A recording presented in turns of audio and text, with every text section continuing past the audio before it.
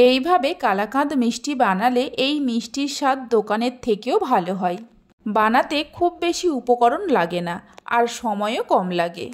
নিজের হাতে এইভাবে বাড়িতে মিষ্টি বানিয়ে খেলে আর দোকান থেকে কিনে আনার ইচ্ছে হবে না। নমস্কার বন্ধুরা, রূপাস কিচেনে সবাইকে স্বাগতম। তাহলে চলুন দেখে নেওয়া যাক। রেসিপিটা শুরু থেকে শেষ পর্যন্ত দেখার জন্য আপনাদের কাছে অনুরোধ রইল। প্রথমে ছানা কাটিয়ে নেব। তার জন্য কড়াতে 1.5 লিটার দুধ নিয়েছি। এবার দুধটা জাল দিয়ে নেব বা ফুটিয়ে নেব। দুধ ফুটে উঠেছে। এই সময় ফ্লেমটা বন্ধ করে দিয়ে একটু রেখে দুধের অতিরিক্ত গরম ভাবটা কমিয়ে নেব। দুধের অতিরিক্ত গরম ভাবটা কমিয়ে নিয়ে ছানা কাটালে ছানাটা নরম হয়। এবার ভিনিগার মেশানো জল দুধের মধ্যে দিয়ে এইভাবে একটু নাড়াচাড়া করলেই দুধ কেটে ছানায় পরিণত হয়ে যাবে। দেখুন ছানা কেটে গেছে। ছাঁকনির মধ্যে ছেঁকে নেব। যে কোনো মিষ্টি তৈরি করার জন্য ছানাটা যদি সঠিকভাবে তৈরি করে নেওয়া যায় তাহলে মিষ্টিগুলো খুবই নরম হয়। ছাঁকনির মধ্যে ছেঁকে নেওয়ার পর 2-3 বার জল দিয়ে ভালো করে ধুয়ে নেব, যাতে ছানার মধ্যে ভিনিগারের টক ভাব না থাকে। ছানা ভালো করে ধুয়ে নেওয়ার পর এইভাবে ছানা থেকে চেপে চেপে জল ঝরিয়ে নিতে হবে।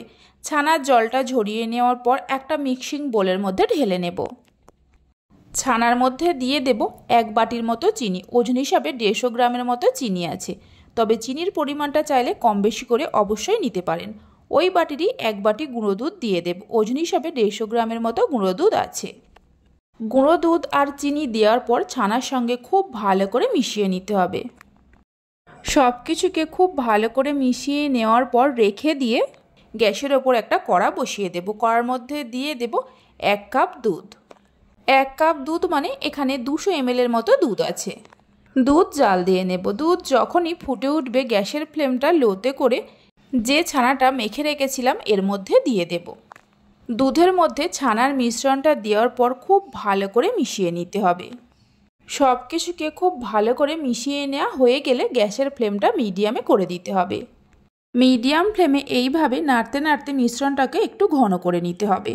এইভাবে বাড়িতে কালাকাঁদ মিষ্টি বানালে খেতে এতটাই ভালো হয় যে একবার না বানিয়ে খেলে বুঝতে পারবেন না। বাড়িতে বানালে খেয়ে কেমন লাগলো অবশ্যই আমাকে কমেন্ট করে জানাবেন। প্রায় 6-7 মিনিট সময় ধরে নাড়াচাড়া করে মিশ্রণটাকে ঘন করে নিয়েছি। দেখুন আগের থেকে অনেকটাই ঘন হয়ে গেছে। এর থেকে আর বেশি ঘন করব না। এর থেকে যদি বেশি ঘন করা হয় তাহলে মিষ্টিগুলো ঠান্ডা হয়ে যাওয়ার পর অনেকটাই শক্ত হয়ে যাবে। এই সময় গ্যাসের ফ্লেমটা বন্ধ করে দিয়ে ছানার মিশ্রণটা একটা কেক টিনের মধ্যে ঢেলে নেব। কেক টিনের মধ্যে আগে থেকেই অল্প একটু ঘি ব্রাশ করে তার উপরে একটা বাটার পেপার দিয়ে বাটার পেপারের উপরেও ঘি ব্রাশ করে রেখে দিয়েছিলাম। এই রকম কেক টিন যদি না থাকে তাহলে যে কোনো পাত্রের মধ্যে অল্প একটু ঘি ব্রাশ করে নিয়ে তার মধ্যেও রাখতে পারেন। মিশ্রণটা চারিদিকে সমান করে নেওয়ার পর 2-3টে পেস্তা বাদাম নিয়ে এর ওপরে গ্রেট করে নিয়ে দিয়ে দেব। তবে এটাই সম্পূর্ণভাবে অপশনাল, আপনারা চাইলে দিতেও পারেন আবার নাও পারেন। পেস্তা বাদাম গ্রেট করে দেওয়ার পর এইভাবে করে একটু চেপে চেপে দিতে হবে। তারপর 1 ঘন্টার মতো নর্মাল ফ্রিজে রেখে ঠান্ডা করে নেব।